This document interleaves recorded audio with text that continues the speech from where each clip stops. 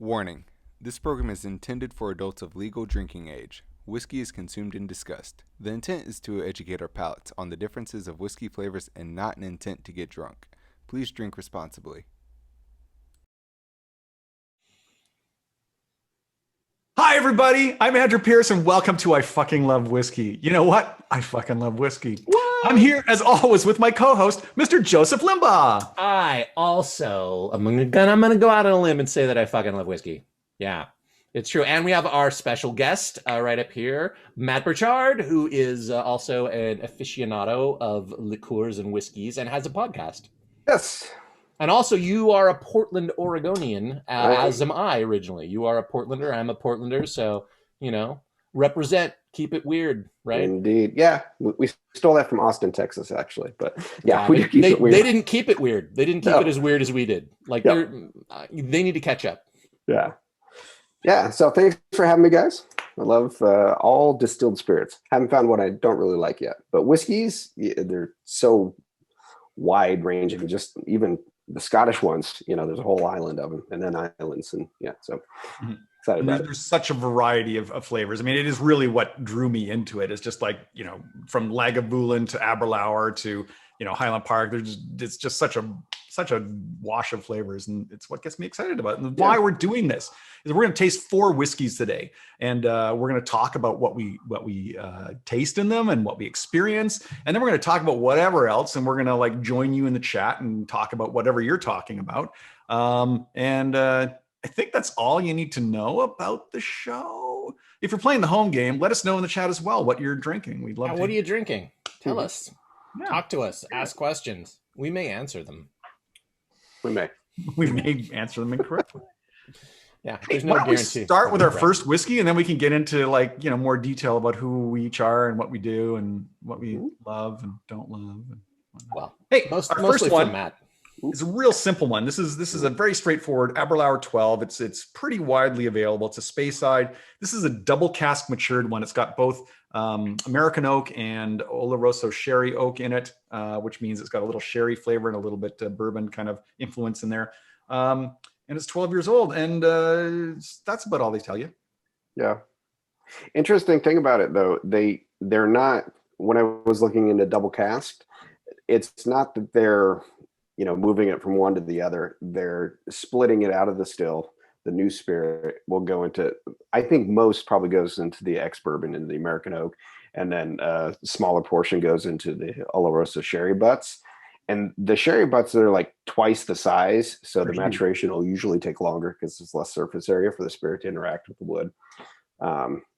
And the sherry casks are rarer, harder to get than the American oak. No one's drinking sherry anymore, so they have They're only making sherry so they can use it to make whiskey. They are. I've looked at this, and some people are saying that the output is cheap sherry that they sort of like store in a barrel, so they have then a used barrel to sell to the Scotch whiskey industry, and they just throw the sherry away.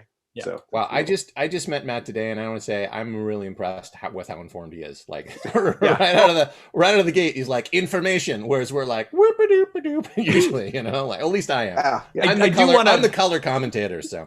I do want to point that out is that, you know, Matt said that he wanted to be on the show, so I went and listened to one of his podcasts, and one of the very first things he says is like, what I'm going to do is I'm going to be very researched and I'm going to be very consistent. And I was like, this is why he wants to be on the show. He wants to improve the quality of our randomness. Maybe.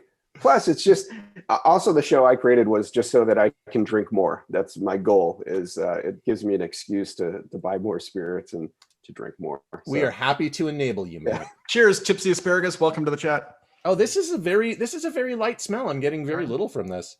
Like, it's nice, but it's just kind of a very light, fruity. Like, it's not overwhelming at all. I get like almost like a Christmas tree with like some sort of mulled spirit or like a mulled Christmas wine cake or pound cake with like Christmas dripping. Cake will be one of the flavors that. Yeah, definitely fruity, sugary. Mm-hmm. Nice. It does remind me of like a British Christmas. This smells like a British Christmas, not like an American Christmas. It's not excess. It's very reserved and traditional, and this is the way it's done. But it's not spicy. There's not, you know, even at the, what is this, 40%, I think? 40, yeah. you know, you don't get the burn. Sometimes you can singe the nostrils, but Yeah, you can get your nose right in here and it doesn't. Yeah, you take a big old snootful of that, which is nice. Yeah, because you can really get the you know the scent back in the back of your nose there. Yeah. All right, I'm drinking it. All right.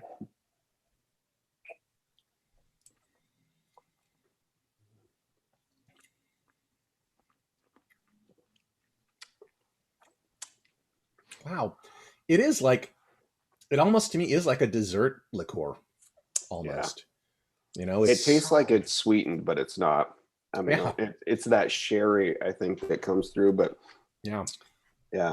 It's This does seem like spiciness, an after dinner aperitif, like it like a bit of a sherry or port kind of, you know. Yeah. I think after dinner it's a digestive. Oh, the aperitif is before, right? Yeah. To increase your appetite versus help digest. Yeah. But and that's still, just so that points well taken. And that's just so that you'll start salivating, and that will get the digestive juices going. That's why usually aperitifs or digestifs are bitter, because bitter as a flavor is something that traditionally is harmful, or you shouldn't eat it, so it's not good for you. So the body has a response to kickstart your digestive juices to kind of flush out whatever terrible thing you ate. Oh my gosh. So if you get the right bitter thing, you know, it can actually help. So after a big heavy meal, you have a little, you know, digestif, help settle it. Or if you're planning on it, you have an aperitif. And you were talking about, like, before we started the show, about how you're really into bitters, and that's like something that what are bitters, like, for people who aren't, like, what is that? Because it's something so bitters, you know, most people think of the little you know, shaker bottle, the I always screw up the name, Agostino or whatever, the bitters with the yellow. Correct you. Yeah, that's what most people think bitters are, and actually that is kind of bitters. But a bitter, we'll get into a whole world of Amaro, and Amaro was a class of liqueurs. Typically, they take their name from Italy. Italian word of bitter is Amaro, and so you've got all kinds of different bitter liqueurs. Campari is kind of a famous one, but they don't all have to be Italian. Jägermeister is kind of a German bitter. It would fall into a class of Amaro. Yeah. So yeah, that face. But what makes something a bitter? Like, what is the classification that makes it a bitter? So unlike whiskey, you know, so there's very specific things that make this a Scotch whiskey or qualify it to be called Scotch. There's rules, so to speak, about it. Same with like bourbon and, you know, any like champagne from wine and everything. Amaro, it literally, there's no rules. It just has to be bitter or bittersweet. So it can be sugared. It can have all kinds of. Doesn't even have to be alcoholic, right? I mean, because it does have to be alcoholic. That's yeah. I got some bitters from Trader Joe's that were non-alcoholic and literally just drink flavorings. Well, yeah, well, that's yeah. Matt says those aren't bitters. You need to call them. Write them a strongly worded letter.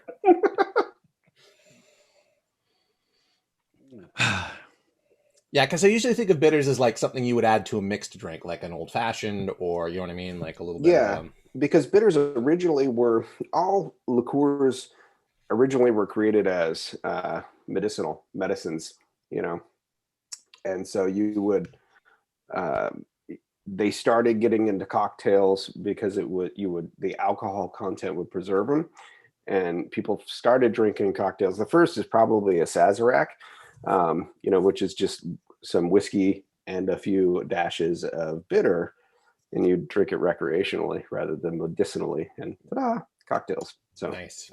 This is really nice. The Aberlour is really, it's so smooth. That's the thing about Aberlour that I always think of when I think of that whiskey, is that it is just a smooth, like, easy to drink, you know, easy to drink whiskey. And this is not disappointing. Well, I mean, not going to the price of like a Macallan or something like that, which is like 2 miles away from this distillery. You can get Aberlour much cheaper, and it gives you that same sort of Speyside, just beautiful, sweet, you know, good, clear spirit, nice and light. But Matt, as you said, this is chill filtered, which means they've taken some of the oils out, so it's not quite as, doesn't have the great kind of coating mouthfeel. And I looked at 2 of these other bottles that we have coming up, and they're also they're also chill filtered, so you don't have the oils in there that you would get. And the final bottle we have does have the oils in it, and I think that's something that makes the blend kind of more. But we'll get there. I'm way ahead of myself. Don't be They jumping say ahead. that, yeah, they say that chill filtering shouldn't affect the flavor, but that if you've got a sophisticated palate, you can usually the mouthfeel changes. That's it. This just feels thin. This feels very kind of like it's there, and then as soon as you swallow it, it just the flavor's gone. Versus the stuff that the single cask stuff that we usually try is very none of that's chill filtered, so it's still got a lot of that oils from the initial malt barley, and it just really coats the mouth, and that means the finish will just stay there, and you can really enjoy it for a long time. Yeah, This you know why almost they seems chill like a filter it blended. though, right? Oh. Sorry, do you know why they chill filter it? Because it gets cloudy if you put an ice in it. It's gets cloudy if you put ice in it. Your whiskey, you people, you heathens. Well, yeah, that's why this is sort of like for the everyman. It's a good mixed drink. Yeah. Or the person that doesn't know. Oh yeah. Wow. I wouldn't science this because to me it's like it tastes like it already has water in it. You know what I mean? Like Oh yeah. Well, I mean, but it's definitely been watered down from cask. Someone's got to do it. Yeah. I'll give it a whirl. Changes the nose. I mean. No, whiskey stones are basically just stones that you freeze, and so they don't add water; they just cool the spirit. That's a tipsy asparagus thing in the chat. Yeah, that's the whole point of whiskey stones. Is like I've never really. I don't find them to be. I don't know. When I've tried them, they don't really chill much. Like you know what I mean? Like I don't know. Well, again, chilling takes down the sweetness, which I don't think you need for Scotch whiskey very much. For bourbon, where it's high corn, 51+% corn, you want to kind of take that sweetness down and be able to experience more of the rye notes that come out of there. What do you guys think with the science? Is that a yes or a no? What do you think? The nose, I think it knocks the nose down a bit, which I think again it flattens it. It kind of crazy. And there was so little there to begin with. Science says it should open up the nose, but I'd say no on the nose. Yeah, no. Don't add water. Aberlour, just neat, right out of the bottle, room temp. Yeah, it seems like such a cultivated, like they've focused in on this flavor, like you don't need to change it at all. You know what I mean? Like softens it's just not as focused anymore. Yeah. What I like about this one though is it's not overly peaty, which is from the region Speyside, you don't really get peaties like that. No, they tend to not peat their barley. Yeah. But it's not overly spicy either. You can feel some of the alcohol burn, but it's not like spicy like it's intentional spice. It's such a polite visitor to your mouth. It really is. It's like a Canadian or a British visitor. May I come into your mouth, please? I will take a moment going down your throat, and here are some flavors. Not overwhelming flavors, but delightful flavors nonetheless. That to me is what Yeah. It kind of almost reminds me of like a blended Scotch, because it's so gentle and like all the edges have been smoothed off. Well, like a good blended Scotch. This is a single malt, but it is something that they have vatted, which is something they basically do when they take multiple casks and put them together to trying to create a flavor profile. So they're really trying to hit. So it's a step towards blended, but not quite blended, right? Yeah, and because they say. Yeah, they say that they take it's double cast. I got to turn the thing right. It's double cast, and so the only thing they say is that they marry the bourbon and the sherry together. So I know there's some blending process. It's not a 50-50 of bourbon and sherry. No, there'll be some percentage of each cask in there, and they'll adjust it on the day based on the casks that they've opened and how they taste. Yeah, that's absolutely true. It's something that some of these blenders, some of these external blenders are fighting, because they're saying, well, why can you take multiple casks, put it together and call that single malt and call that vatted, whereas we have to call it blended? And they're like, well, talk to the Scotch Whiskies Association, which is run by the distillers. It's like, well, yeah, of course they're going to have a say. Anyway. Yeah. It's good. It'll have kind of a permanent place in my collection. I think the Aberlour. Aberlour never there's this never goes wrong. They also make an Abuna, which if you see it, it's A''B''U NADH, Abuna. Yeah. And that is fantastic. You can get it pretty much anywhere in the liquor store anyway, good liquor store. And that every time I have it, every batch release they do is great. And they're trying to reproduce the flavor profile of a bottle they found in the wall once they did some renovation. Something was supposed to be from like the 1900s. This is how the whiskey tasted back then. Oh, I want to try that. I don't think I've had that. We haven't had that. We haven't had that on the show, I don't think. It has no age statement, the Abuna. No. So they're just picking based on flavor, not based on, you know. Yeah. And from the taste, to me, it has a lot of the kind of taste of a new make spirit, like stuff straight off the still. So I think there's probably some very young stuff in there. But again, it's like, for me, I'm kind of with them in saying like the age statement doesn't matter.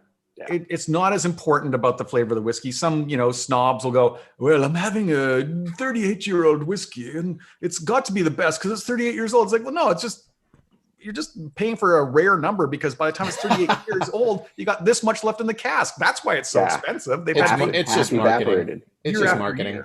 So yeah. But sometimes it can be nice to have a 38. I'm not against the 38s. I've got some. Well, I don't have 38 because that's a weird number. But I've got some older whiskeys. You made that number up. 38 is another number. That's like, we got one barrel. Let's call it a 38. Aren't all numbers made up, Matt? I think they're all made up. Well, a little bit maybe. But everybody settled on kind of like a dozen years, like 10 or 12. And I don't know why, like a dozen. That's even numbers, 100%. Even numbers sell better for whiskey, and there's no reason for it. It's crazy. 10, 12, 16, 18, 20, 22. Try to find odd numbers from the distilleries themselves. You have to go to an independent bottler to find some of these odd numbers, like a 21 or a 13, and suddenly their prices are way down. And you know what? It's just as good. Yeah, same thing. Rant. Tipsy asparagus. Why wouldn't you want peat? You're having an Ardbeg. Oh my God, I'm very jealous. That's really good. Oh man. Yeah. That's my favorite whiskey right now. I'll say it again. The Ugadal. Ardbeg Ugadal is my favorite right now. And again, price performance is about $55 here. That's not bad. Yeah. Although I'm really loving the standard the Port Charlotte 10 as well. Like just that is, so it's a toss up between, but of course they're both from Islay, right? I mean, that's, that's my wheelhouse. Islay is a little Shangri-La for me. Yeah. Okay, let's move on to our second whiskey. I've never opened this. I need to open it. Yes. This is named after the guy who set up a little stone hut on the place where Highland Park is now and started brewing stuff before he got caught a few years later. Had to face the penalties of that. But this is Magnus is the guy who started Highland Park, and so this is just one of their gin releases. It is peated. It's peated though with Orkney peat, which is they don't have a lot of trees up there. They're not getting a lot of seaweed. They're getting a lot of heather. So you got a lot of kind of Highland, grassy field kind of peat in here. There's going to be a cork pop here because this has not been opened yet. This is Matt's first opening. It just was like and hold of course on. my microphone's right here too. Yeah, I need the headset because way to let us down, Matt. You're the worst. Sorry. Well, I got two more. The other two have not been opened. This is exciting. All right, this is more what I'm talking about right here. Like the Aberlour was good, but put my nose in this and I'm like, this is the road I want to walk on. There it is. There's the peat, baby. Yeah, this is very different. We were talking beforehand. I'm not a super peat fan, but this is rich. A mild peat. This is your baby steps walker introduction to peat. Very, very pale. So obviously bourbon casks, or ex-bourbon casks. Rich, deep scents, organic, like mossy, groves. It's your house, Joseph. What's that? My house in here? House here is I think this is like a house somewhere in the Columbia River Gorge, near a waterfall. That's what I'm smelling. This is very much like mossy, foresty, hills with water dripping off of moss, kind of a cabin next to a stream. The chimney flue wasn't open though, and all the smoke is poured into the living room when you're trying to start a fire. Maybe. My scale of smokiness has been distorted by my mini Lefroy. I don't think so. I think there's for me, it's just there's been clothing drying by the fire that was out by a campfire last night. This is not like the smoke from the chimney coming back in to me. This is very.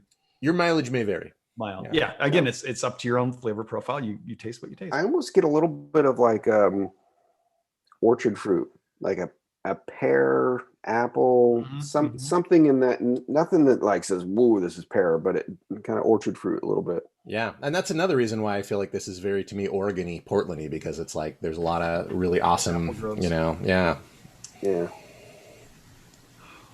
Oh boy.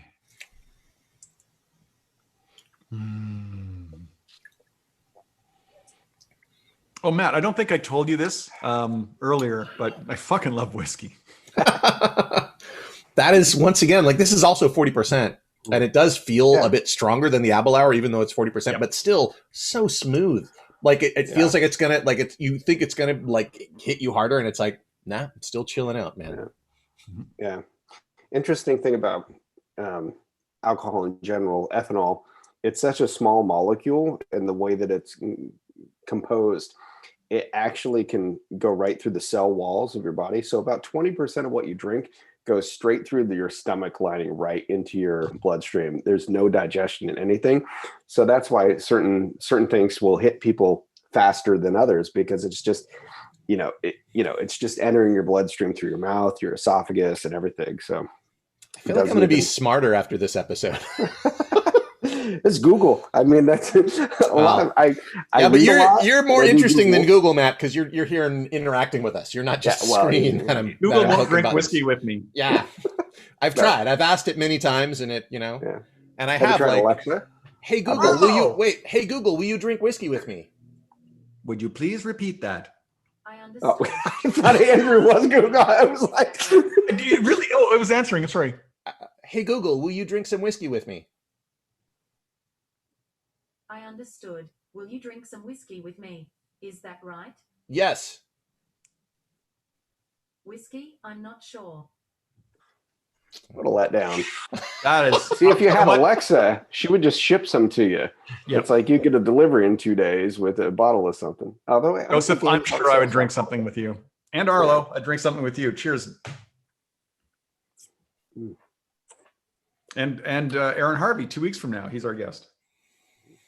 Hey, Harvey 2K in the chat. Always nicer to drink whiskey with someone who is not a digital robot. Yeah.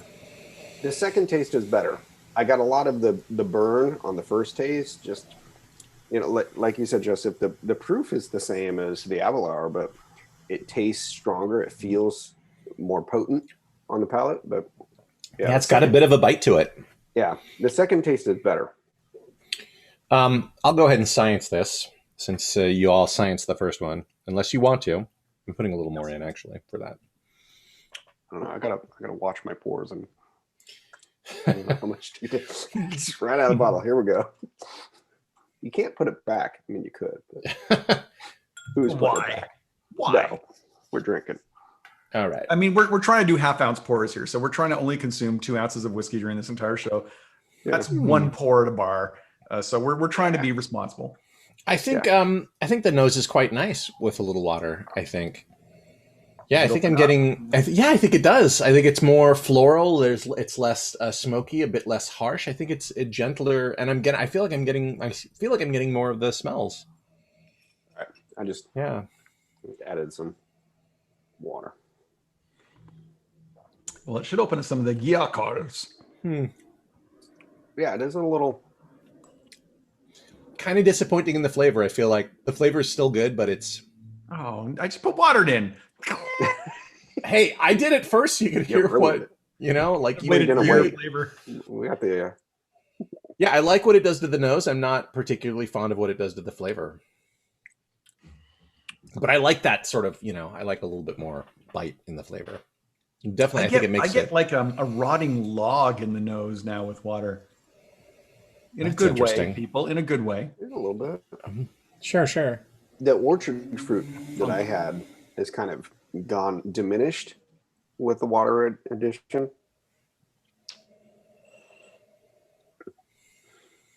Yeah, I get kind of more a generic kind of carnival sweetness in there, But I like it. But the flavor is diminished.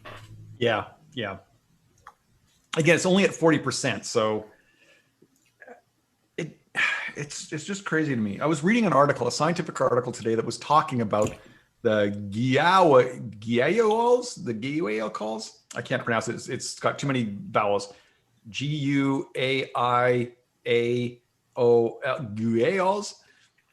And these are basically the flavor that's bound up by the ethanol. So the ethanol is kind of hiding those flavors. And as you add water, it should break apart the ethanols and expose those flavors to your tongue more. I find though sometimes it's hiding the bad parts of those flavors and only the good parts are coming out. So adding water, it's I mean, this is why we did the science. So interesting to that sometimes how much it can change the flavor and the smell. Like it still astounds me.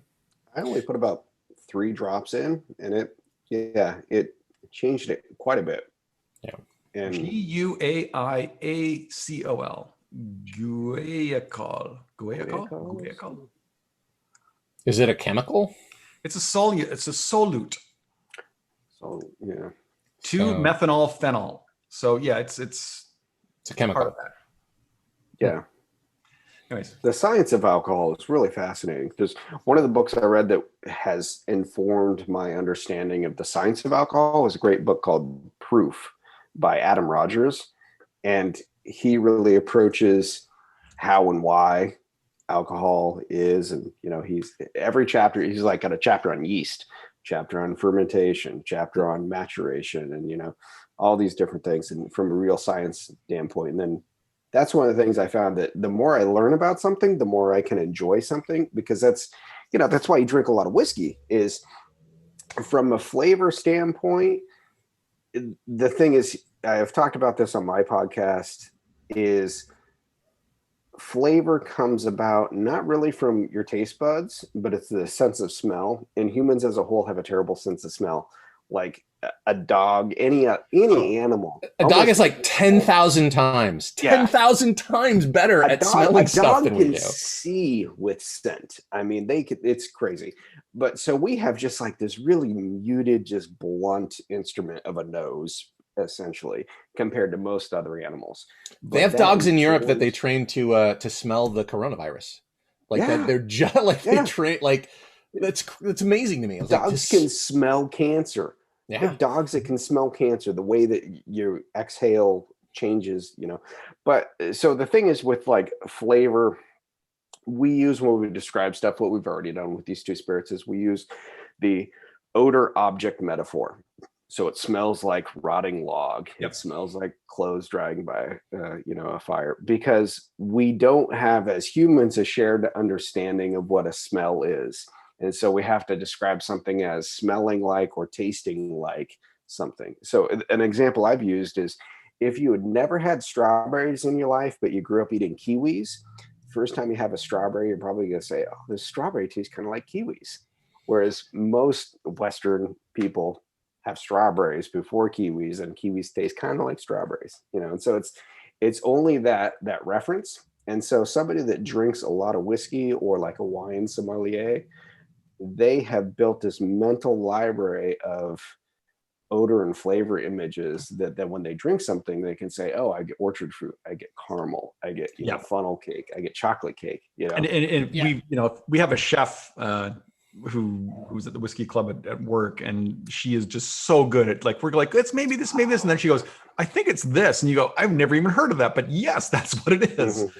The Tipsy Asparagus says strawberries and kiwis taste completely different. I would agree. Kiwis to me taste like raspberries, I think. Yeah. I would associate them more with raspberries. The first time I tasted a kiwi, I thought, this tastes like a raspberry. Kiwis to me taste like, nope, haven't had one ever. Don't want to. What? Nope. They're delicious. What? No, they're not. They taste like raspberries. Do you not like raspberries? I don't know. I've never had a kiwi. You've never had I'm going to mail you a kiwi. I've probably had kiwi juice in some sort of smoothie or something once, but I have never had a kiwi on its own. Yeah, there's like 2 main kinds of kiwis. The hardy kiwi that's more yellow and grows locally and to where I'm at. But main kiwi kind of came from Australia and everything. But yeah, I almost did a podcast on fruit, but I realized I had a lot less access to fruit and it was a lot less interesting. It was going to be called Fruit Quest. But Not I'm fruity. No. No, Matt, no. I'm going to be maybe the first one to say this. I think you dodged a bullet there. Right. Yeah. Plus, YouTube is over. Nobody's making money on YouTube anymore. No. So, Yeah. Oh my goodness. On to round 3. Where we at? Where we at? We right here, my friends. We right here. Where we are going is we are going from Orkney way down south to just above Glasgow. Just above Glasgow, where this is made. You can take a city bus in Glasgow to Auchentoshan. Auchentoshan means corner of the field in Gaelic, and you put the accent on the second syllable to speak in Gaelic. Auchentoshan. Auchentoshan. And this is a 3-wood, so this has got 2 different kinds of sherry casks in it. It's got a Pedro Ximénez and an Oloroso sherry cask in it, as well as some ex-bourbon cask, which, I mean, like, so much whiskey is made with ex-bourbon cask because the bourbon distillers have to only use a cask once. It has to be virgin when they use it to make bourbon. And so the Scots, of course, super smart, say, hey, ship the staves over to us. We'll build these bigger barrels, hogshead size instead of a barrel size, and we'll make whiskey in it. And I don't know what I'm going on about, barrels. I do think it's interesting that, like, because I like bourbon, I'm not, I don't dislike bourbon, but it's like that there's this rule, like, we can only use the bourbon, cask once, but then it's like they kind of send it somewhere where I feel like, I'm going to go out on a limb. There's some amazingly well done bourbons, but I just feel like Scotch has a little bit more artisanal, like, in general, I'm generalizing, artisanal flavor to it. That's all. They're certainly able to experiment more because they can take any kind of oak cask anywhere in the world and they can try and do something with it. So we've had some rum finish casks. We've had, which were so great. That Campbellton. Oh my gosh, so good. Just ex-wine casks, Bruichladdich, Port Charlotte, Octomore. They use a lot of wine casks, even sweet wine, sweet dessert wine, white wine. They use those casks to make it, and that adds a lot of really different flavors. And if you have a classic laddie, you could taste that kind of bright, kind of dessert white. Anyways. I love sweet wine. Yeah, and I don't want to diss bourbon because bourbon's a whiskey. And here's the thing, I fucking love whiskey. I've not had a bad whiskey. I've tried. We were talking about this before we were on air. I'm looking for something I dislike, and I'm not. It's almost like pizza. Even bad pizza is good. Right. So let's just say Old Crow. You might want to try it and see if you consider that bad. All right. That's probably. Can I get it in the 375? Probably. I'll have to look. Oh, yeah. It's everywhere. It's one of these mass. Probably $8 anyway. Oh yeah. Yeah. All right. Well, I have to open this bottle. I've never opened it before. Oh, another cork pop next to your microphone this time. Yeah. Here we go. Ooh. We didn't hear it. It totally maxed out. I feel like there was some sort of audio thing was like, this is not an important sound. We got to sort of limiter. Oh, it's the stupid Apple headphones. It was a poppy. It was like, boop. It was like, hang on. I'll talk while I do it because then here we go. So we're twisting. It's kind of It's probably not as good as the first one. That's so funny that we had to trick the computer into making it know that that's an important sound. Clearly computers don't like Scotch, as we learned earlier. This may not be Apple. Let's hold off our blame because this is probably Zoom, even though it's an Apple headset. Could be Zoom. Zoom doing background noise cancellation. Yeah. Which is probably a benefit. Damn you, AI algorithm, machine learning. Wow. This is very different. This smells citrusy to me. Like I'm smelling orange and grapefruit in here. Yes. A lot of citrus. Yeah, this not quite as much, but it reminds me of that Scotch Malt Whiskey Society that was like really lemony. Like it's not quite that far, but it is quite citrusy. But yeah, I could imagine like some sort of dessert with apples and grapefruit and like one of those cakes or pies that has like a bunch of fruit glazed on top of it. You know what I mean? Oh, pure dead brilliant. Yeah, now that you've said citrus, that's what I'm catching. But it's also got, there's a little bit of esters, the standard stuff you get, you're sniffing alcohol. that it's been in wood. Mm-hmm. Got Yeah, that oakiness does. Yeah, This kind of smells like bitters to me, honestly. A bit, maybe. Enough bitters. What's that? You've not smelled enough bitters. We'll have to have an offline conversation. Like if you made apple cider by having a bunch of apples in a barrel, just sitting there and fermenting, like I get a lot of that. Maybe it's like the Yeah, old apple fashioned. cider. That's what I'm thinking of, because old fashioned, they love to take an orange rind and rub it around the edge of the glass. A lot of that, they think that came about in Prohibition to mask poor flavors. Original old fashions probably didn't have the fruit salad with them. Sugar, bitters, whiskey. They used blood oranges, though, right? Right, Matt? They definitely had blood oranges then. You can use blood oranges, yeah. Citrus as itself only has about 4 different types of citrus, but they've all been expressed in different things. Every like gastropub we go to in Los Angeles, it's like they always make their old fashions with blood oranges. Like we use blood oranges, not regular oranges. These are blood oranges, though. Because they're pretty. Mellow, maybe. Yeah, apple cider is kind of a flavor that I get. For me, it's coming more and more to the fore. Yeah, this smells very much like the season. This smells Octobery. Yeah, I think, Smells like fall. Yeah. I had the first time I ever had a persimmon. Andrew, have you ever had a persimmon? I doubt it if you've never had a kiwi. I grew up in Canada. We didn't have fresh vegetables or fruits. Yeah. But a persimmon tastes like autumn, tastes like fall. Yeah. It's kind of nutmeggy and cinnamony. Oh yes, nutmeg. Just as soon as you said that. Definitely. Yep. Odor object. Yeah. See. I'm going in. Yeah, this is a good October whiskey. Oh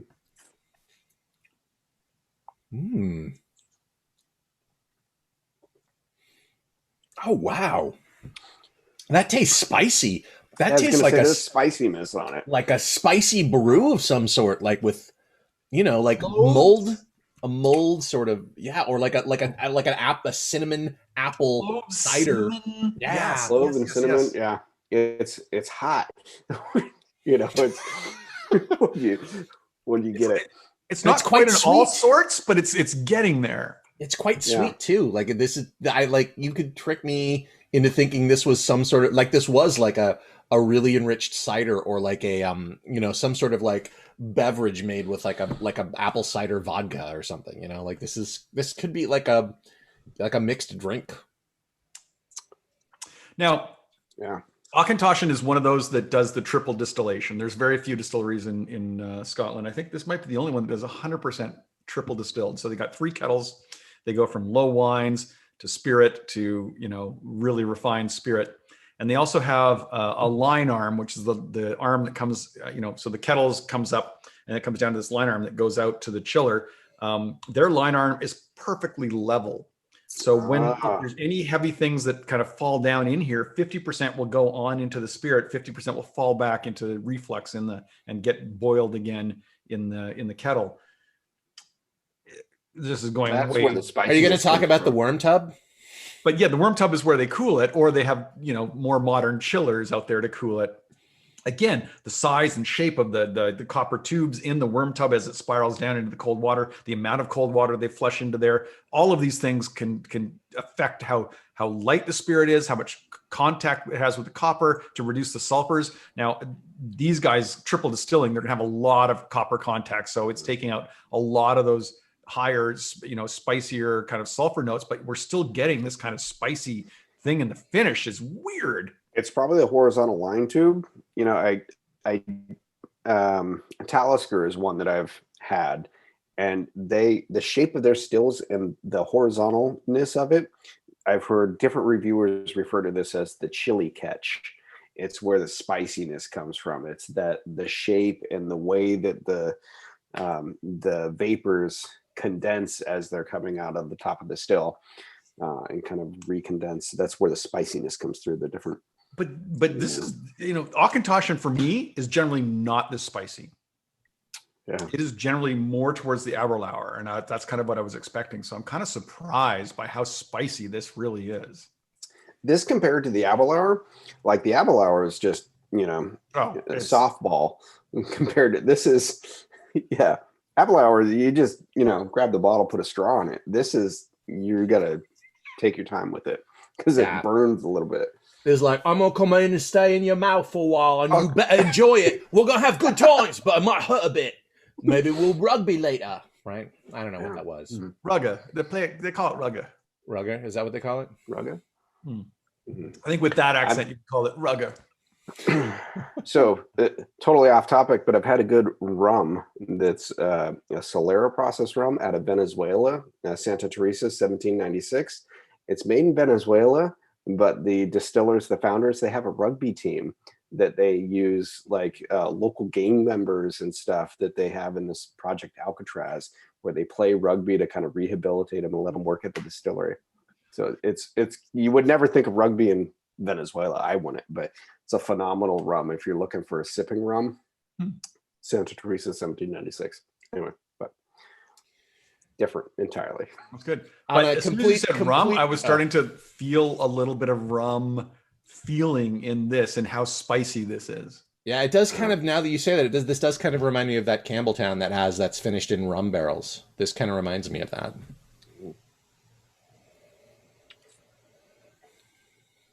If you want to tell yourself there's molasses in it, you'll start tasting the molasses. 100%. Yep. Easy. Yep. Yeah. All right. Who's going to science this? Anyone going to do that? I don't know. I feel like I kind of ruined the last one with science. I'll let somebody else. Yeah, you don't have to. There's no quality. One of us will. You're the guest. You don't need to science anything. Right. This is the nose is a little softer. I think more of the kind of spiciness comes out in the nose, though. So when I said softer, I meant spicier. Spicier.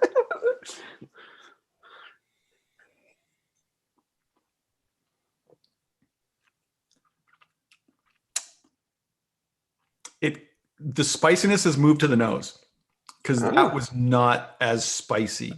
Not spicy, but not as spicy. I'm tempted to try it. Do you think I should try it, Andrew? I think you should try this. It does not make it worse. I'll do it. A little here. I do love science. Too much. Yeah, we generally only put in like one drop. Yeah, I went too much. Here. I don't have a good eyedropper that was clean, but you took too much. You bought a whole bottle, so you've got more to experiment with. I mean, I've got. We're just barely getting started. Yeah, and that's the great thing about spirits is you can buy a lot because they don't go bad. No, you can keep it on your shelf for a long time, and I'm counting on that because I've got more alcohol in my house than I can drink in my lifetime, or I can drink all the alcohol in my house and kill myself. Yeah. I think like people, because it's like you think about like if you buy like a $60 bottle of scotch, for example, people are like, that's so expensive. But like I could sit down with 3 friends and drink 3 bottles of wine in a night. And that's comparable. If you're buying high end wine or like medium range wine, like that's even a $20 bottle of wine. You could easily like $60. Yeah. So it's buy any of these bottles here for $60. And it will take me like, a couple months to drink a bottle of scotch. Yeah, but it'll last a while. It'll last a long time. You're not guzzling. It doesn't go bad. Yeah, you can really build a whole collection, and then you've got a whole kind of library of what am I in the mood for? If you kind of take notes and remember. You need to take notes, though. Absolutely. You don't think you do? Hello, Maura. Yeah. Sorry, Jagroem. Yeah, I like it. I like it with water. I like it with water. It takes some of the bite away. Yeah, it mellows it out a bit in a good way. Like the bite is still there, but it's just not as overwhelming, and I like that. Yeah. I'd almost be tempted to put half an ice cube in it, maybe. No, I forbid you. Let's not go crazy. That is uncontrolled science. You are having a meltdown in your glass. That is a China syndrome happening. I forbid Andrew, it's his scotch. He can do what he wants with it. Yeah, by and large, I drink neat because neat is the way that the distiller intended. It's the best expression of the. Try it that way first. Is at least what I say. Try it that way first. Hey, Thad, we're going to check in with you. Are you going along with this Auchentoshan? And I just want to know what you think. Thad is our technical person on the background, an excellent Scotch drinker. There we go. You okay, Andrew? Thanks, Thad. We're all very okay and getting more okay as we go forward. I actually like it. Like y'all said, it was a lot more spicier than I thought it would be. Right off the bat, there's a lot of pepperiness to it for me. Off of the nose, it started out as, I don't know, like a slight hint of lavender, and then like something else that I can't really put my. I don't want to say it's lemon or citrus, but definitely something in that area. But as it sat out more, it kind of like evolved into a deviled egg smell, which I love that smell for me. So for me, it's great, but it's not like deviled eggs, but it's like it's the sulfuriness of that maybe. No, it's for sure sulfur. But I don't want to say rotten eggs because it's not rotten. Yeah, no, but deviled eggs are very popular, I think, among a lot of, because whenever you see deviled eggs at like a family gathering, like they are eviscerated immediately. You know what I mean? Like I have never liked a deviled egg. Ugh. That's cool, but they are certainly popular. That's cool, but you're wrong, just like I'm wrong with the kiwi. Yeah, we have a custom deviled egg like serving platter. It's a big thing that's like little cups in it that you can put, I don't know, 24 deviled eggs on it. It's like that. We have a dish just for deviled eggs. Yeah. I do not like them. That's fair. No. Do you have them with a little paprika on them? Because that's important. My wife makes them. Yeah, paprika. It's just, it's dressing. If nothing else, it's so that it looks like a devil's egg, other than just a little bit of paprika's got some flavor to it. A little smoked paprika, especially, smoked is a nice. Paprika. Yes. Yeah, I go for that. I got some like authentic Hungarian smoked paprika from Hungary. Ooh. That my parents did a tour of Europe pre-COVID and brought us back some smoked Hungarian paprika, and it's nice. Yeah, spices, and spices play into the role of like a lot of different spirits. Whiskey aside, because whiskey is there's only a few inputs that they're making it from. Barley primarily, but when you get out into other distilled spirits and liquors and bitters, amaros and stuff. And liqueurs. I can say the word. Yeah, liqueur. Can you, liqueur. Andrew? Yeah. The first product ever to carry the name liqueur was the chartreuse. It came out in 1737. It was the elixir vegetal de la grande chartreuse. 1737. It was a medicine, basically. It's got 130 herbs and botanicals, roots, and it's totally secret. Monks make it to this day. But it was the first product to carry the word liqueur, which I think is Latin for drinks.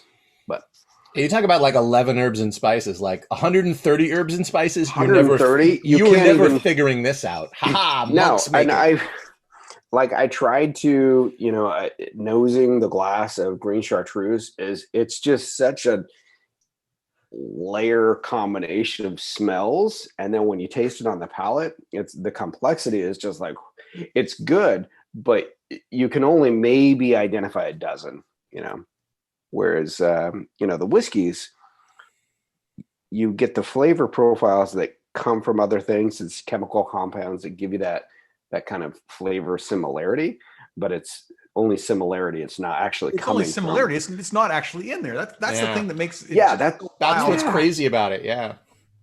Yeah. I'm gonna see if this gives me a bit more light on that side. Let's give you a little bit of bounce there because it's getting dark outside. Oh yeah, I think that works. Yeah. Well, as Joseph and I have discussed too, Lefroy used to be able to be imported during Prohibition because it was clearly only for medicinal use with all of that fennel in it. There's no way you could enjoy drinking that. No one would like drinking Lefroy. Oh yeah. Well, speaking of Prohibition, the next one we have. Look at this! What a lead-in, Matt. Yeah. I know. Good timing. I've got a clean Glencairn. Nice. Ready. Have you opened this before, or have you not? I have not. It is fully sealed. Look at that. See the little tab. All right. Yeah. So talk while you're popping this one because we want to hear this pop. Yes. So the Cutty Sark, named after, of course, the ship. On the original Cutty Sark, interestingly, the reason it's yellow Cutty Sark on their website says it's because of a printing error that it made it yellow. Really? Yeah, that's what they say. But this is. Yeah, this was released on the 80th anniversary of Prohibition in 2014. And it is the bottle, it's a black glass. So the the Scotch is not black. It's a black opaque glass, and it's the shape and style of a bottle that was common in Prohibition, and it is kind of an homage to the bootlegger, basically, that was bringing Cutty Sark into the U.S. because when Cutty Sark was invented or kind of conceived in 1923, their first market that they wanted to get into was the U.S., which of course was under Prohibition, and so it was essentially bootlegged in from a Captain Bill McCoy, and he would bootleg it in from the Caribbean, various islands there. He was caught in 1923, but anyway, nonetheless, Cutty Sark had kind of gained a following in Prohibition America, the grand experiment. So as I'm talking, let's... Hey, okay, good. He was like the Han Solo of his time. Yeah, pretty much. Natural cork, too. That's just synthetic. Natural cork, but yeah. Cork comes from Portugal.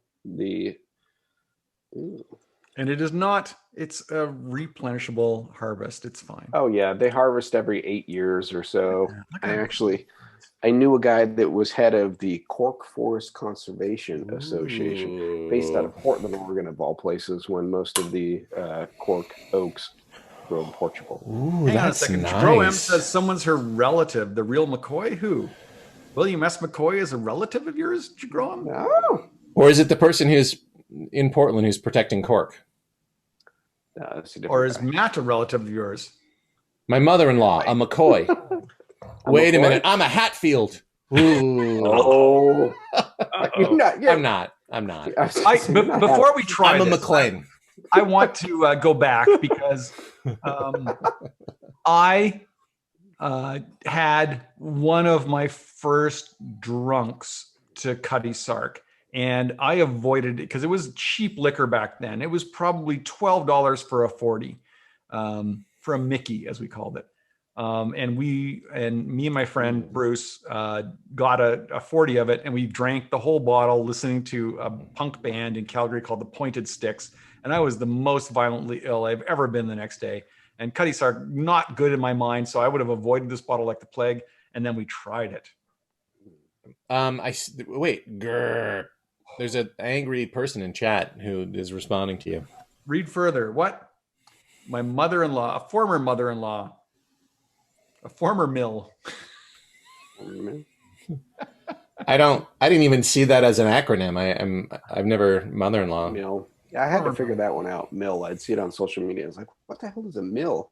It's like, oh, mother-in-law. Nobody talks about their father-in-law. There's no fills. Someone called them a relative, and they're no longer a relative. They could have said an ex-relative or an This nose is amazing. I really, really like it. Oh my God. Yeah. Do you know what I noticed right away? Is that this is the first non-filtered one that we've had today, and the oils are still in there. And this is a very oily whiskey. Look, it just coats the side of the glass. It doesn't drip down. Well, that's something, because we've talked about the legs before and how they don't really matter with whiskey. Can you tell whether something is chill filtered by looking at the legs, do you think? Or I don't know if you can 100% do that, but I mean, this does not look as kind of watery and viscous as the previous three that we had, which are definitely chill filtered. This has still got those oils in it, and you can smell it in the nose to me. Yeah, this is It's like got a some substance. Yeah, this is like a single cask sort of, it smells like something we get from the Scotch Whisky Society. Like this is, And it's got peat. It's got peat. I get a bakery note out of it. Yeah. Yes. Yeah. It's a deep well. Something just beautifully baked and just roasted, and it's got like a little bit of the browning on the bottom of that. This is a small cabin, like at the bottom of a valley, like a very deep valley in there. Yeah, man, get in there. A little too deep. No, Oh no! Do not breathe the whiskey. I want to burn. But this is like there's like a nice stone hearth where they're baking like bread. That's what in that nice little cabin in a valley. Nothing is too overpowering. It doesn't slap you in the face with peat or citrus or nothing is just like bam. it's just got that umami on the nose where it's like, oh, this is going to be something that just satisfies same way like I tasted barbecue it, and beef with ketchup on it. Just to me, the flavor is exactly like it is. Like sometimes, like this is the nose and this is the flavor, and sometimes this is but this is like this is the nose, this is the flavor. Like it pays off what's in that nose. If you're not in the LA area, because we've sold out the LA area, and you can find this somewhere, as Matt was able to find in Portland, get this. State of Oregon, $30 a bottle, $29.99. Yep. We got it for substantially less, like about half that price here when it was. Yeah, you had to pay like tax on it though. It should be under $30 wherever you get it. Like if you can get it for 25, this is a great price performance. This is crazy good. You're gonna enjoy this bottle. Oh my gosh! Oh, it makes me so happy. It's really good. That's really good. Yeah. You tasted? You got in? Yeah. It's 100 proof, but it doesn't. It's nowhere near as hot as the last one. It's not as spicy at all. No, it's not spicy. Oh, but it tastes like you've had, like one of those, Chinese buns that has like meat and sauteed stuff inside. Like maybe I'm thinking of, it's a sweet bun. It's like a sweet bun. Oh yeah. For me, it tastes like a perfectly baked buttered croissant, like that nice, crispy, rich, buttery outside.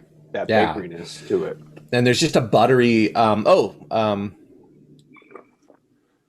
Bowsy, is that right? Am I pronouncing that correctly? Bowsy, I don't know. Ian, help us out. Or is it Bowsy? It's a phonetic.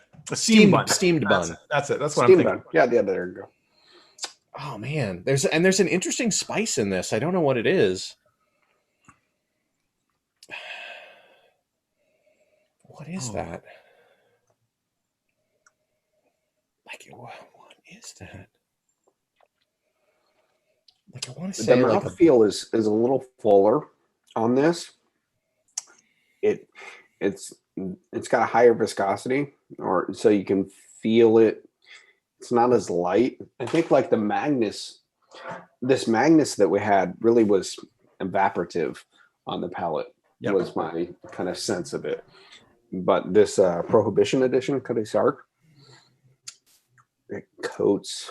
For me, that's the non-chill filtering. For me, that is the oils they take out of whiskey, and it's such a shame because this is such a dramatically better experience than the previous 3 whiskeys we had. For me, and I liked all those whiskeys, but this is it's like those are good. This is like up here, like it's like Tipsy Asparagus, stop talking about our buns. That's really rude. Right here. We're right here. I want to say there's something like a basil or like a thyme in there. Like, I don't know what that spice is, but I just feel like there's a savory like. I got a flash of a flavor. And that's the thing. It's like when you taste stuff, it's just like this flashcards in your mind. It's like, what am I tasting? And I got something I couldn't articulate, but was familiar. I'm hunting for it again. Yeah, it's exactly how I feel. Like I'm grabbing for it, and I know there's a specific flavor profile there, but I can't quite hit it. Oh, it's just delicious. It's delicious. Oh, it's very It absolutely is not offensive. It is. I will be drinking since I just opened this thing. Yep. I have. And if you can go back and get more bottles of it, this edition. I can get a case. No guarantee the next edition will be this good. Matt, we're going to be hitting you up to ship some of that down here. I'll gray market you some down in California. So I am in Oregon. Oregon is a control state. It's one of 17 states that have a liquor control commission. Essentially, people refer to it as a cartel in some regards, but like it's Ontario, Canada. Yeah, change your liquor laws, Ontario. Yeah, well, I actually like the fact that I'm in a control state because the benefit as a consumer, it's price fixed. It doesn't matter where in the state I buy, it's the same price. Fair enough, but your selection is limited by that too, by what they do. And because California, when I came down to here after Ontario and seeing that I could get single cask things, the selection was so. The state of Oregon does hold a monthly lottery for the rare spirits, and I'm trying to get in on the lottery on some, the the rare single malts. And so it's free to enter basically, but then you have the opportunity to buy, a $100 bottle of something, which we'll have to meet at the border and have an exchange. You give us some cutty sock, we'll give you some things, perhaps. Yeah. Over 4th of July, I was in California. I did hit state line liquors, and so the nice thing about Oregon is it's being price fixed. They publish all the prices. It's like a 65-page PDF of 10-point font line item of everything available in the state with price. So I just had that on my phone, and I picked, half a dozen bottles that were cheaper in California, tax included, than they were in Oregon. So there's some variability, but I haven't really run into many problems with availability. There's a few things that just aren't available in the States anymore that I used to drink. Kind of annoy me. One is Galeva. It's a Scotch liqueur similar to Drambuie. They don't sell it in the US anymore. I tried to get some. I had some before, and it tasted like fall. Like it was, Scotch whiskey base with some spices and some honey, and it tasted just like, oh my God, just didn't, with a little bit of ginger ale. It was wonderfully mixed, and it tasted like fall, autumn, but you can't buy it in the States anymore. So in Drambuie isn't quite the same. No. Well, my father, when I grew up, loved Drambuie, and I would always have some in the house. Yeah, it's kind of spicy. Did you just say Drambuie? Drambuie, because we're Canadian. That's how we said it. Okay. Drambuie. I always pronounce it Drambuie. That's, if you want to be fancy. Where's that from? I don't know. From my mouth. Came from my mouth. Hey, I was looking at the clock, and you know what? Yeah, we're kind of at time here. I've been talking too much. We have a question for you then. Something we talked about beforehand, Matt, before you came on the show. Something we wanted to ask you because you're very knowledgeable. And we were very curious. We were really curious. And the question is this. You've tasted various whiskeys today. Mm-hmm. Do you like whiskey? I fucking love whiskey. What's not to love? I mean, there's craft, there's flavor, there's, if it was wine, you would refer to it as terroir. There's a real sense of place in every glass. And that's one of the things that has really drawn me to distilled spirits and why I do my podcast. Here's my plug, Liquor and Liqueur Connoisseur. Oh, yes. How do they find it? Oh, can they follow this thing below your name here and just like... Yes, Liquor and Liqueur Connoisseur. It's there in the... Yeah. So I cover whiskeys, but I cover everything, I've done a couple vodkas. I don't think I've done a gin yet, but I've done a lot of liqueurs. Current episode is chartreuse, which is tremendous history of, a really herbal liqueur. But yeah, whiskey has got I mean, they're one of the originals. So good. Water of life. Without Scotch whiskey, we really wouldn't have like a U.S. bourbon industry. It was started by the Scots that came over. Yeah, absolutely. Yeah, the Scots, a bit of the Irish, but you can say they're kind of But yeah, they say, oh, you got all this grain, you've got corn, you've got rye and water. I could do something with this. Yeah, indeed. And are you guys watching the Twitch channel? Because it looks like, for me, we're all frozen. Do you guys see that? I just want to double check. It might just be my connection. It might, but here we're fine in the Zoom. But like looking at it might just be my browser is messed up or something. But I'm just checking. I was thinking I was going to rewatch this. No, no. Ian says you're good. It's just for me then. It's just me. You had problems earlier. You couldn't see me. I have too many tabs open, probably. That's my thing. If I can make a pitch for Matt's podcast, I want to say you've seen how much he researches and how much he knows about alcohol. That is definitely not what we're trying to do here on Fucking Love Whiskey. In case you're wondering, we'll give you little bits of information, but we're not going to do research. That is too much work. He puts 6 hours into every podcast that he's going into. He's done this. He's done the research. He knows what's going on. He can tell you all about this stuff. And he does it in a very concise, 18 minutes or something like that. There's an Aberlour review he did against my protocol. He sampled this Aberlour before doing it on the show. I'm very unhappy with him, but I will promote Your bottle is half podcast. empty. What That do you should mean? Anyway. Well, we got to assume Andrew sampled everything. Although occasionally there's stuff where he's like, I haven't tasted this yet. I mean, that's fair enough. rare. Like next week, Rare. the final bottle, I have not sampled at all. It was the first time I opened it, and I gave some to you guys, and we're going to see how this tastes. So, but yeah, most of the time I've sampled some of it because I've got some. I just have to try it as soon as I get home. Yeah.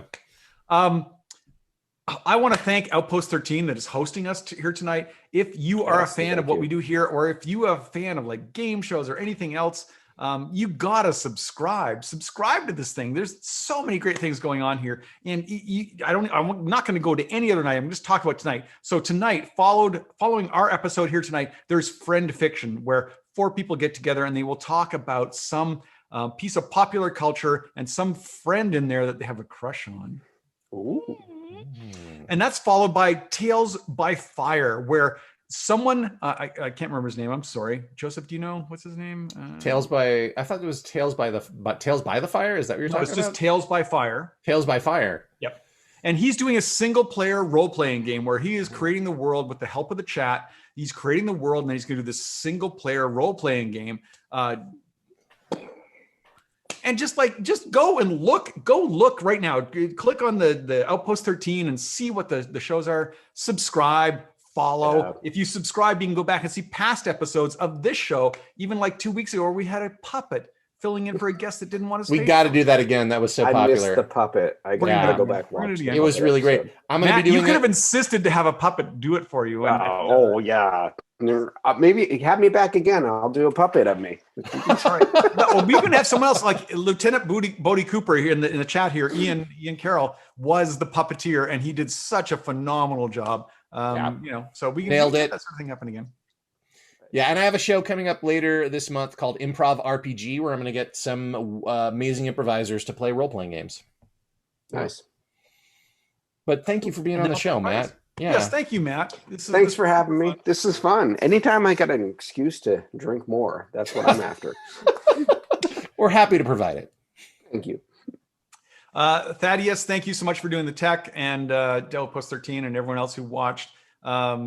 So happy to have you in the chat. That makes it so much fun for us. We really appreciate it. Bye, everybody. Bye.